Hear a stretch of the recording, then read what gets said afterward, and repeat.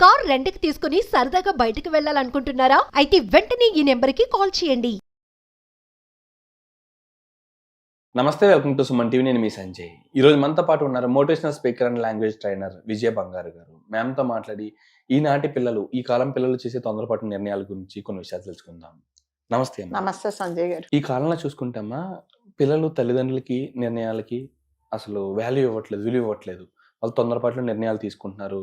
ఆ నిర్ణయాల్లో కరెక్టేనంటారా? ఎంతవరకు కరెక్ట్ అంటారు? వాటి వల్ల ఏమైనా నష్టాలు జరిగే అవకాశాలు ఉన్నాయంటారా? అంతేకాకుండా ఇప్పుడున్న పిల్లలు చూసుకుంటే విదేశీ లైఫ్ స్టైల్‌కి అలవాటు పడుతున్నారు.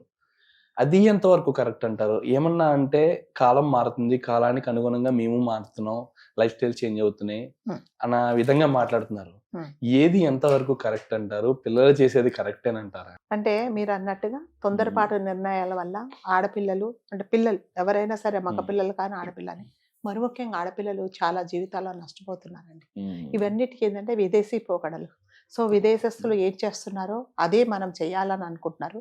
కానీ భారతదేశము అనంగానే మన దేశం దేనికి ప్రఖ్యాతి అంటే కట్టుబాట్లకు, ఆచార వ్యవహారాలకు, తర్వాత నియమ నిబంధనలకు, పెద్దలను గౌరవించడానికి, ప్రతి దానికి మన వైపే చూస్తుంది. భారతదేశం అనగానే వీటన్నిటికీ ఇదే నిలయం, భారతదేశమే నిలయము.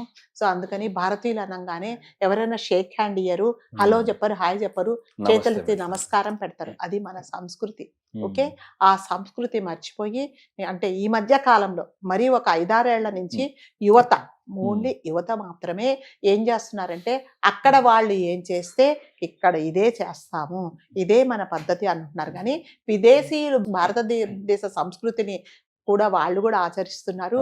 వాళ్ళు మన వైపు ఆకర్షితులవుతున్నారు. మనకులాగా మగవాళ్ళు పంచెలు కట్టుకుంటున్నారు, దేవుళ్ళని పూజ చేస్తున్నారు, దాని తర్వాత భజనలు చేస్తున్నారు, ఆడవాళ్ళకు ఫారినర్స్ కూడా చీరలు కట్టుకుంటున్నారు అనేది ఎవ్వరు చూడట్లేదండి. ఓకే, అంటే మనం ఏదైతే వాళ్ళు చేస్తున్నారో ఇవన్నీ చూడకుండా అదే మన సంస్కృతి అనేసి నమ్మేసి జీవితాలన్నీ నాశనం చేసుకొని పెద్దవాళ్ళు ఏదన్నా చెబితే ఏమంటున్నారంటే మీ చాదస్త భావాలు, తర్వాత మీరు ఇంకా మారరు, టెక్నాలజీ పెరిగిపోయింది, సో మీకు ఏం చెప్పినా అర్థం కాదు, కాబట్టి మీ మాట మేము వినము అనే ఒక మొండితనం వల్ల ఈ జీవితాలను నాశనం చేసుకొని రేపు అంటే ఏదైనా జరిగినప్పుడు ఏం చేయాలో అర్థం కాక, నేను ఇదివరకు కొన్ని వీడియోస్లో చెప్పినట్టు పిచ్చి వాళ్ళు అయిపోతున్నారు, లేకపోతే సూసైడ్ చేసుకుంటున్నారు. మొన్న నాకు ఒక తెలిసిన సంఘటన నేను మీకు చెప్తాను సంజయ్ గారు. అయితే ఒక అబ్బాయి పెళ్లి కుదిరిందండి. పెళ్లి కుదిరిన తర్వాత జనరల్గా మన సంస్కృతి ఏంటంటే పెళ్లి తంతు ఎలా ఉంటుందంటే పెళ్లి కూతురును చేయడము, పెళ్లి కొడుకును చేయడం ఎలా ఉంటుందంటే పెళ్లి కొడుకు వాళ్ళ ఇంట్లో పెళ్లి కొడుకుని చేస్తారు, పెళ్లి కూతురును వాళ్ళ ఇంట్లో పెళ్లి కూతురుని చేస్తారు, నలుగురు బంధువులు వాళ్ళ తల్లిదండ్రులతో పాటు పసుపు రాసి మంగళ స్నానాలు చేయించి ఒక పద్ధతిగా అంటే భగవంతుడికి పూజ చేసుకొని అది చేస్తారు. కానీ మొన్న జరిగిన ఒక సంఘటన అంటే నాకు తెలిసిన ఒక సంఘటన ఏంటంటే అమ్మాయి అబ్బాయి ఒక్కటే ఇంట్లో నలుగురు చూస్తుండగా అర్ధనగ్నంగా ఒకరి ఒళ్ళో ఒకరు పడుకొని ఒకరి నోట్లో ఒకరు నోరు పెట్టి ఎవరైతే ఏమీ చూడకూడదో అంటే అసలు అంటే మనం ఒక వీడియో వైరల్ అయిందండి. ఆ వీడియోకు కొన్ని మిలియన్స్ వ్యూస్ వచ్చాయి, కొన్ని లక్షల షేర్లు చేశారు ఆ వీడియో ఎంత చండాలంగా ఉందంటే ఎక్కడున్నాం మనము, ఏం చేస్తున్నారు వీళ్ళు అంటే ఏదైనా ఒకటి ఒక రహస్యం అనేది, ఒక దాపరికం అనేది మన గుప్పిట్లో ఉంటేనే అందం అండి. గుప్పిటి తెరిస్తే ఏమీ ఉండదండి. అలాంటిది వాళ్ళు ఏం చేశారంటే ఏది చేయకూడదో, ఏ దరిద్రాలు ఎవరు చూడకూడదో, ఓన్లీ 4 గోడల మధ్యలో ఏం జరగాలో అంటే ఇంకా ఏంటంటే పెళ్ళైన తర్వాత శోభనం తప్ప మిగతా అదంతా మంగళ స్నానాల బదులు ఎంగిలి స్నానాలు చేశారు. ఎంగిలి స్నానాలు చేసి దరిద్రంగా వాళ్ళు చేస్తూ ఉంటే వాడు ఆ పెళ్లి కొడుకు అనేవాడు ఈ అమ్మాయిని ఒళ్ళో పడుకోబెట్టి మొత్తం ఒళ్ళంతా వీడు కప్పేసి నోట్లో నోరు పెట్టి దరిద్రంగా చేస్తుంటే చుట్టుపక్కల వాళ్ళందరూ చప్పట్లు కొడుతూ ఎంకరేజ్ చేశారు. కాకపోతే దీని వెనక మీకు ఒక డౌట్, మేడం తల్లిదండ్రులు ఏం అడలేదా? అంటారు తల్లిదండ్రులు, అమ్మా ఇది మన పద్ధతి కాదు అంటే, ఇప్పుడు అంతా మారిపోయింది, పద్ధతులు మారిపోయాయి, మీకు ఏమి తెలియదు, మీరు నోరు మూసుకొని ఉండండి అని చెప్పేసి, వాళ్ళు ఇష్టం ఉంటే ఇక్కడ ఉండండి లేకపోతే లేదు అంటే, దీనికి కావాల్సిన డబ్బులు ఖర్చు పెట్టడమే మీ బాధ్యత, కానీ మిగతావన్నీ మీరు ఏమి చెప్పొద్దు, మేము వినమని దరిద్రాలు చేసి ఆ వీడియో వైరల్ చేసుకొని ఇన్స్టాగ్రామ్లో పోస్ట్ చేస్తే కొన్ని వేల, ఇదివరకు చెప్పినట్టు కొన్ని లక్షల వ్యూస్ వచ్చాయి, మిలియన్స్ వ్యూస్ వచ్చాయి, లక్షల షేర్లు చేసుకున్నారు. అంతే కదా, ఫ్రీగా మీరు అన్ని చూపిస్తూ ఉంటే ప్రతి ఒక్కరు, చిన్న పెద్ద ముసలి ముతక తేడా లేకుండా ప్రతి ఒక్కరూ ఆ వీడియోని చూశారు. అంటే ఒకసారి నేను ఎందుకో ఎవరో నాకు పంపిస్తే చూస్తే, అంటే పెద్దవాళ్ళు, నాలాంటి పెద్దవాళ్ళు ఈ దరిద్రం చూడలేక దాన్ని మేము డిలీట్ చేశాం. కానీ అంటే ఏమీ తెలియని వాళ్ళు, ఏమి తెలియక కాదండి, ప్రతి ఒక్కరు కదా, ప్రతి ఒక్కరు ఫ్రీగా వచ్చిందని చూసుకొని వాడు చూసింది వాడు సంతోషించి మళ్ళీ ప్రతి పక్క వేరే వాళ్ళకి షేర్ చేశారు. అలాంటి దరిద్రాలు చేశారు. ఓకే, అయిపోయింది. అంటే అమ్మా, ఇప్పుడు పిల్లలంతా ఎలా ఉన్నారంటే ఫారిన్ లైఫ్ స్టైల్ అనే కాకుండా కాలానికి అనుగుణంగా మారుతూ వస్తూ ఉన్నారు. వాళ్ళ లైఫ్ స్టైల్ చేంజ్ చేసుకుంటూ వస్తున్నారు. వాళ్ళు ఇప్పుడు అలా కాదమ్మా, ఇది పద్ధతి కాదు, వినట్లేదు. ఒకప్పుడు మేము ఎలా పెళ్లిళ్ళు చేసుకున్నాం, ఎలాంటి సాంప్రదాయాలు పాటించామని చెప్తుంటే మీరు పాతకాలపు మనుషులు, అది వినట్లేదు కదా, పాతకాలపు మనుషులు అంటున్నారు. మీరు పాతకాలపు మనుషులు, మీరు ముసలి వాళ్ళు, మీకు ఏమీ తెలియదు, మీరు ఎదగరు, మీ జీవితాలు ఇంతే, మేము బాగుపడి చూపిస్తామని చూస్తున్నారు. ఓకే, అది అయిపోయిన తర్వాత అదే అంతే, అంటే ఫోటోషూట్ అంటారట దాన్ని. ఆ ఫోటోషూట్ అయిన తర్వాత ఈ అబ్బాయి అదేంటి ఇన్స్టాగ్రామ్ లో పోస్ట్ చేశాడు, ఈ అమ్మాయి కూడా ఈ దరిద్రాన్ని ఇన్స్టాగ్రామ్ లో పోస్ట్ చేసింది. మళ్ళీ చెప్తున్నా, కొన్ని మిలియన్స్ వ్యూస్ అయిపోయినాయి. అయిపోయిన తర్వాత పెళ్లి. సో మళ్ళీ ఏంటి, పెళ్లి తంతు కదా, అంతకంటే ముందు మళ్ళీ ఏం చెప్పారంటే ఇంకొక ఫోటోషూట్ చెయ్యాలి. ఫోటోషూట్ చెయ్యాలి అంటే ఈ అమ్మాయిని మాతో పాటు తీసుకెళ్తామని పెళ్లి కొడుకు వాళ్ళు అడిగినప్పుడు లేదు, మేము అలా ఎలా పంపిస్తామయ్యా, పెళ్లి కాలేదు, ఏం కాలేదు, సో మేము అలా పంపము అని. సరే, ఇంకా వాళ్ళు ఒత్తిడి చేస్తున్నారు. ఈ అమ్మాయి అంటుంది నేను వెళ్తాను అన్నప్పుడు, అమ్మ ఒకదాని వెళ్ళకని చెప్పేసి మేనత్తను ఈ అమ్మాయితో పాటు పంపించారు. పంపించిన తర్వాత పగలంతా ఫోటో షూట్ అయిపోయింది.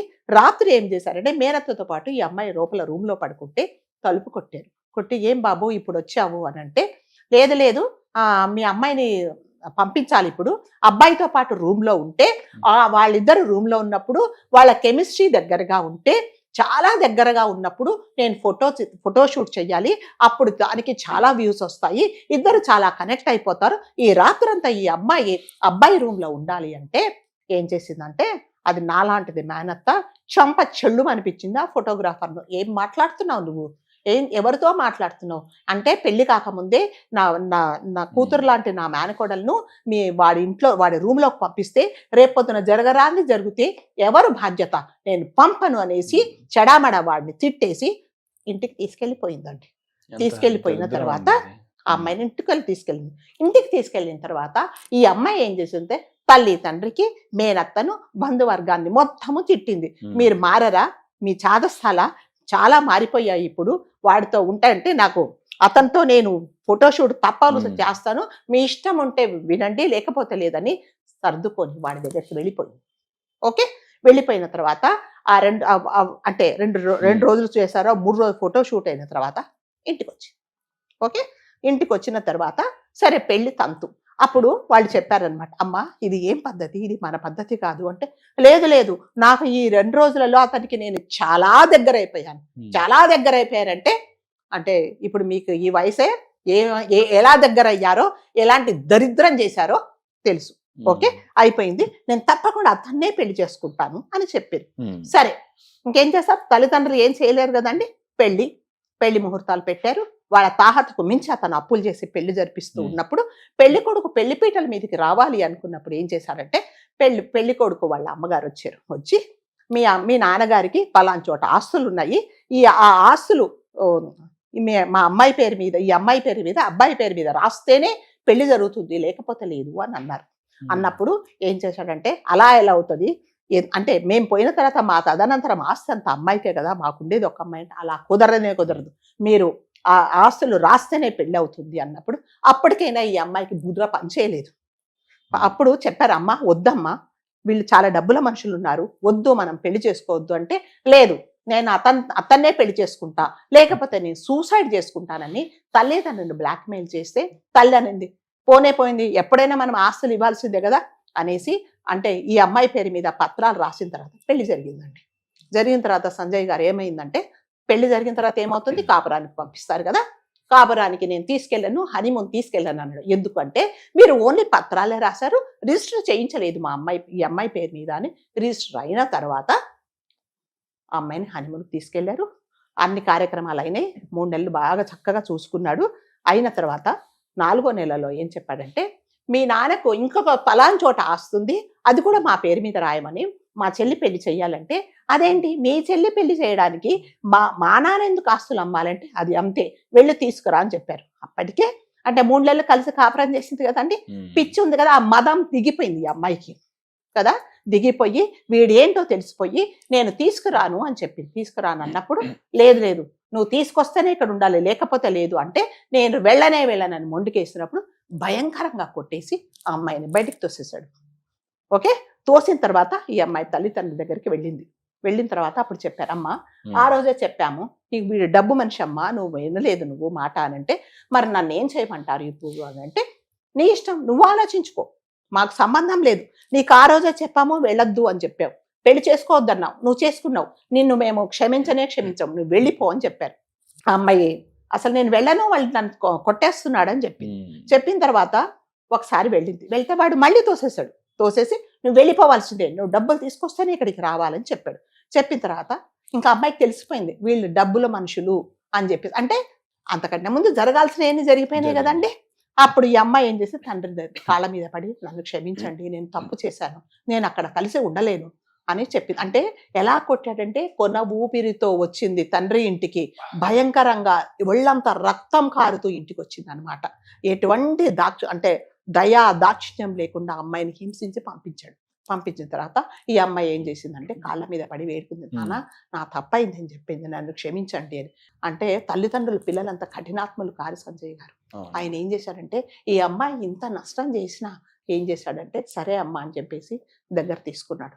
తీసుకున్న తర్వాత ఏమైందంటే, నేను ఉండను, విడాకులు తీసుకుంటాను. ఆయన ఏమన్నాడు, కొన్ని రోజులు ఉండు, తగ్గిపోయిన తర్వాత వెళ్దు గాని అంటే, నేను విడాకులు తీసుకుంటాను, నేను ఉండను అంటే, అతను క్షమించలేదండి.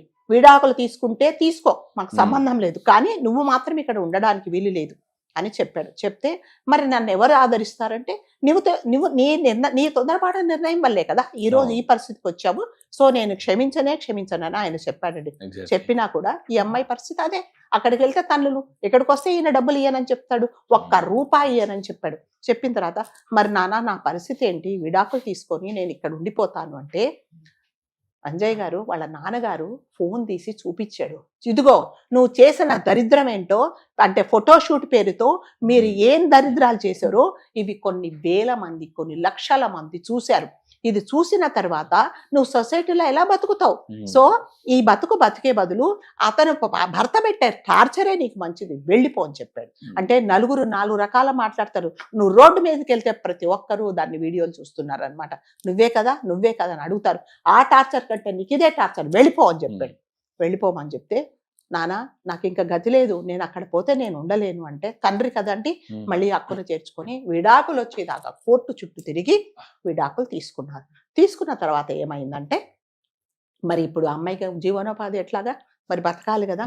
సరేని ఉద్యోగానికి పోతే ప్రతి ఒక్కరు బయటికి వెళ్తే చాలు, ప్రతి ఒక్కడు నీకు ఇప్పుడు మొగుళ్ళు లేడు కదా, ఎంతకొస్తావు, రాత్రికి ఎంత తీసుకుంటావు, 4 ఉన్నాము 5 మంది ఉన్నామని అసహ్యంగా ప్రాణం పోయేలాగా ఆమెతో మాట్లాడినప్పుడు ఆ అమ్మాయి ఏం చేయాలో అర్థం కాక, 1 చోట 2 చోట్ల ఎన్నో వదిలేసినా కూడా ఆ అమ్మాయికి ఆ టార్చర్ తప్పలేదండి.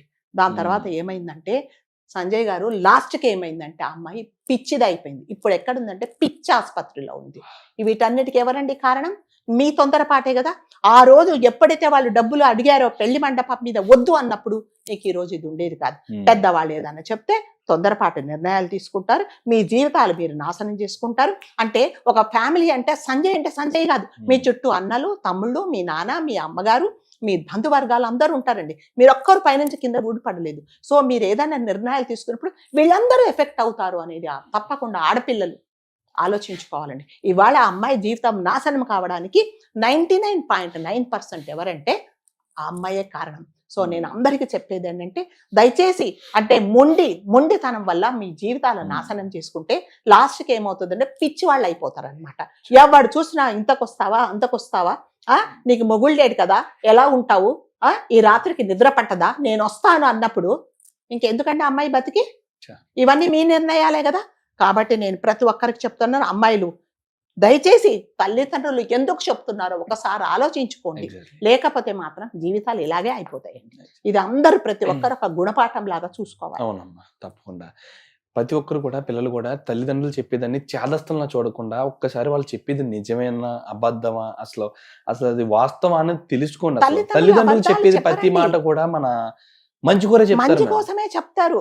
ఒకటి ఏంటంటే మీకు తెలియదు, మీరేమీ మాట్లాడద్దు, మేము చెప్తా, మా ఇష్టం వచ్చినట్టు మేము చేస్తాం అన్నందుకే కదా ఇవాళ నీ జీవితం నాశనం అయిపోయింది.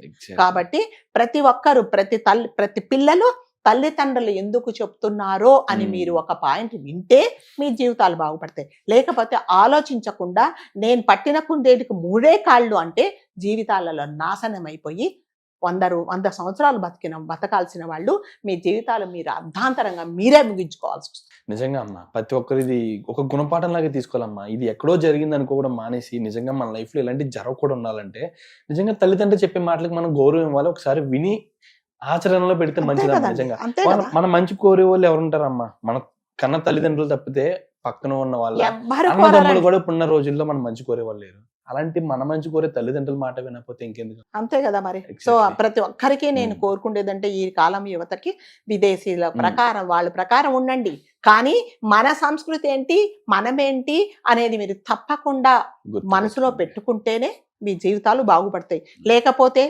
ఎటు పోతారో, గాలిపటాలు ఎటు ఎగిరిపోతాయో తెలియనట్టు వెళ్ళిపోతారు. అంతే. థ్యాంక్ యూ అమ్మా. Thank you so much.